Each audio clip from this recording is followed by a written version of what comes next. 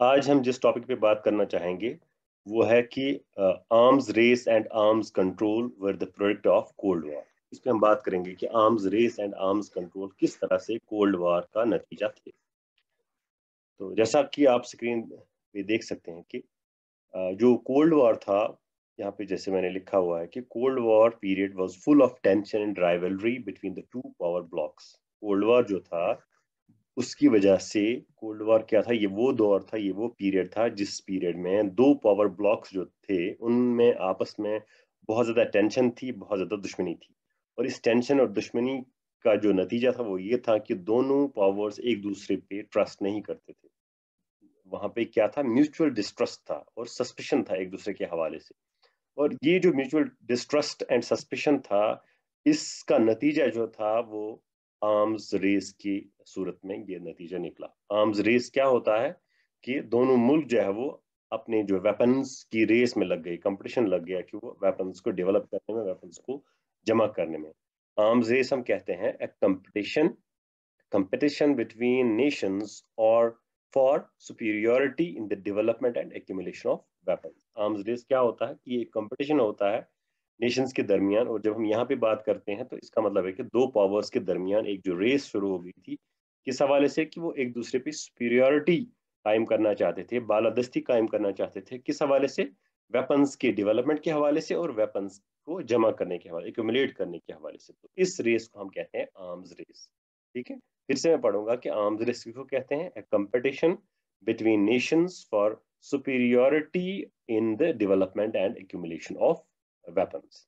तो मतलब यह है कि कोल्ड वॉर का जो नतीजा निकला वो ये निकला कि दोनों पावर्स एक रेस में, आर्म्स डेवलपमेंट की रेस में लग गए, कंपटीशन में लग गए, एक दूसरे पे एज हासिल करने के लिए वो अपने वेपन्स को डेवलप करना उन्होंने शुरू किया। लेकिन जहां कोल्ड वॉर की वजह से दोनों मुल्क एक आर्म्स रेस उनमें लग गई, शुरू हो गई, वहां पे एक और चीज ये भी था कि both sides had an apprehension that nuclear war might occur due to following reasons। दोनों मुल्कों को ये खदशा भी था कि कहीं कोई न्यूक्लियर वॉर शुरू ना हो जाए उन दो मुल्कों के दरमियान। किस वजह से? मुख्तलिफ रीजंस हो सकते थे। जैसे यहाँ पे जैसे एक पॉइंट लिखा गया है कि miss calculation of the number of weapons in the position of other camp. दोनों मुल्कों जो है वो, दोनों पावर्स को एक मिसकैलकुलेशन हो सकती थी कि वो अदर कैंप, जो दूसरा जो अपोजिट राइवल ग्रुप जो है, उनके पास कितने वेपन्स हो सकते हैं। इस मिसकैलकुलेशन से जो है वो कोई नतीजा, वॉर का भी नतीजा निकल सकता था। इसी तरह से नंबर सेकंड पॉइंट जो रीजन हो सकता था, that was misunderstanding of the intentions of the other side. अगर एक मुल्क दूसरे मुल्क की इंटेंशंस, दूसरे मुल्क की कोई एक्टिविटी, उसको मिसअंडरस्टैंड करे, गलत फहमी का शिकार हो जाए, तो वो गलत फहमी भी एक जंग का जो है वो जंग में तब्दील हो सकती थी, एक जंग शुरू हो सकती थी उससे। इसी तरह से ये भी हो सकता था कि न्यूक्लियर एक्सीडेंट बाय मिस्टेक, हो सकता है कि कोई न्यूक्लियर एक्सीडेंट हो जाता गलती से और दूसरा मुल्क उसे एक्सीडेंट ना समझ के उसे इन्वेजन समझ सकता था, उसे जंग समझ सकता था, या उसे एक अटैक समझ सकता था, और इस वजह से भी दोनों मुल्क के दरमियान न्यूक्लियर वॉर शुरू हो सकता था। तो ये जो apprehensions थे, these apprehensions led to some positive steps from both the powers, particularly after Cuban Missile Crisis। ये जो apprehensions दोनों मुल्कों के जो है वो अजहान में थे, जहनों में थे, कि उन्हें ये खदशा था कि कहीं गलती से न्यूक्लियर वॉर उनके दरमियान शुरू ना हो जाए। और खास तौर पर ये खदशा तब ज्यादा सही महसूस हुए जब क्यूबन मिसाइल क्राइसिस दोनों मुल्कों के दरमियान हुआ। और वो क्यूबन मिसाइल क्राइसिस, जैसे आपको मालूम है, वो ये वो दौर था, ये वो पॉइंट था, हाई पॉइंट था, जब दोनों मुल्क एक जो है थर्ड वॉर में जो है वो इन्वॉल्व हो सकते थे। तो इस वजह से क्यूबन मिसाइल क्राइसिस की के वक्त जो सेंसिटिविटीज, उसको दोनों मुल्कों ने समझा, उस उन खदशात को, उन खतरात को समझा।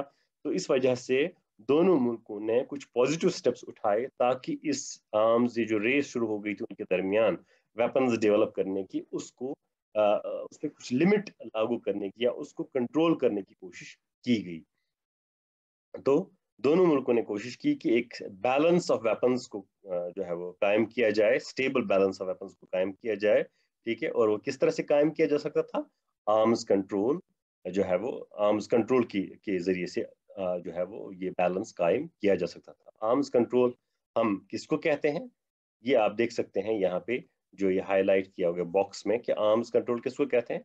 आर्म्स कंट्रोल का मतलब होता है restrictions upon the development, production, stockpiling, proliferation and usage of small weapons or conventional weapons या weapons of mass destruction।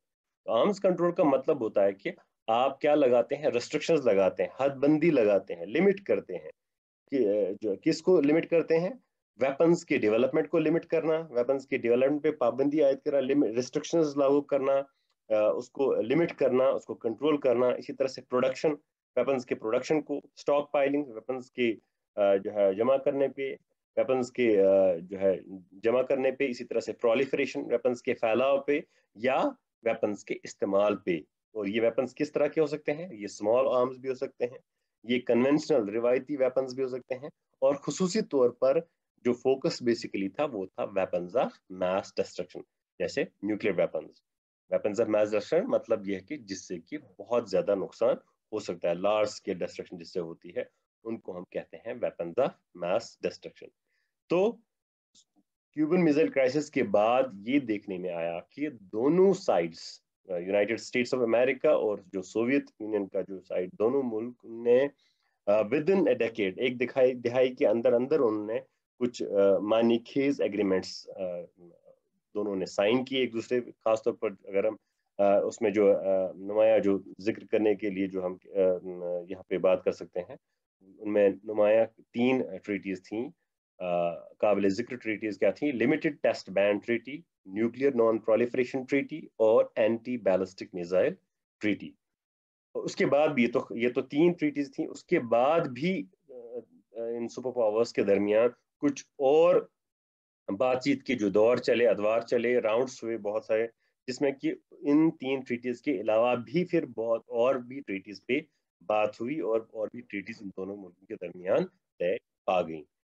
तो यहाँ पे हम ये कहेंगे कि जैसे कि हमने पहले कहा था कि कोल्ड वॉर जो था, कोल्ड वॉर ने आर्म्स रेस को भी जो है आर्म्स रेस कोल्ड वॉर की वजह से शुरू हुई थी, लेकिन उसके साथ साथ कोल्ड वॉर ही आर्म्स कंट्रोल की वजह भी बन गई। तो जैसा कि हमने पहले टॉपिक में बात की थी कि ये पूछा जा सकता है कि cold arms race and arms control were the product of cold war. तो इन बातों से हमें ये पता चला कि वाकई में cold war produced an arms race as well as arms control. तो नेक्स्ट जो क्लास होगी उसमें हम इन कुछ ट्रीटीज पे तफसील से बात करेंगे। Thank you.